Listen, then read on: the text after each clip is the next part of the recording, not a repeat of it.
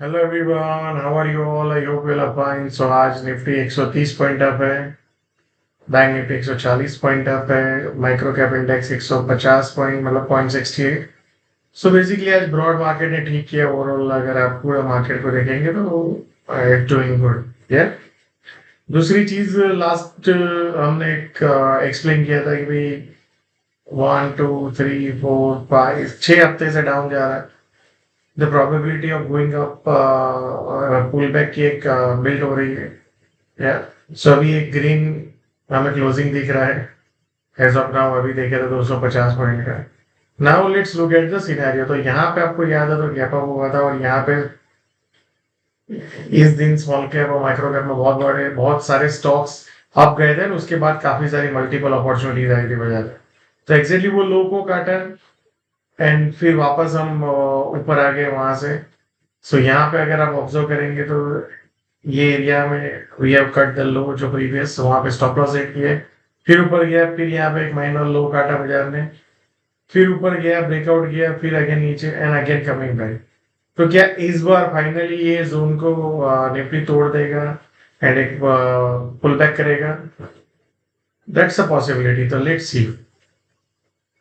सो अभी जो एरिया में क्लोज किया है वो एक रेजिस्टेंस का एरिया है, क्योंकि उसके ऊपर बाजार जैसे ही जाता है नीचे आ जाता है।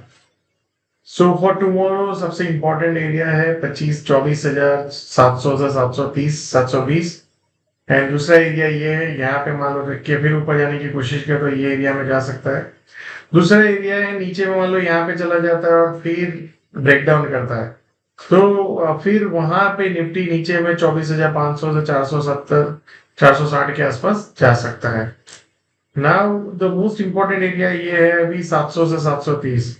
जैसे इसके ऊपर जाएगा तो एक शॉर्ट कवरिंग का रैली शुरू होगा, जो ऊपर में 880 920 25,000 20 से 25,090 के जोन में लेके जाएगा। जैसे ही उसको क्रॉस करेगा तो फिर रिसेंट हाई की तरफ जाने के चांसेस बढ़ जाएंगे। तो as of now the most important thing, अगर आप डेली चार्ट में देखेंगे,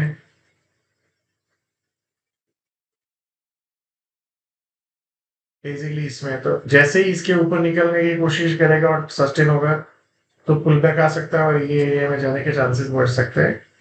एंड नीचे में तोड़ेगा तो फिर जो अपना एक एरिया जो हमने पहले से डिस्कस किया था, ये एरिया में जा सकता है।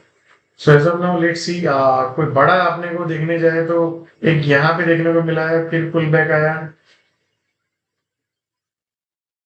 तो जैसे ही इसके ऊपर जाके सस्टेन होगा तो एक पुल बैक और शॉर्ट कवरिंग देखने को मिल सकता है। Now let's look at the bank Nifty. Bank Nifty अगर आप देखेंगे तो ये प्रीवियस जो लो था उसको यहाँ पे ब्रेक किया, एंड लास्ट ऑलमोस्ट यहाँ पे पॉजिटिव हुआ, नेगेटिव, फिर पॉजिटिव, फिर नेगेटिव, एंड अभी नेगेटिव टू न्यूट्रल, मतलब ऑलमोस्ट अगर देखने जाओगे तो। सो ओपन से क्लोज लिटिल बिट ऊपर है।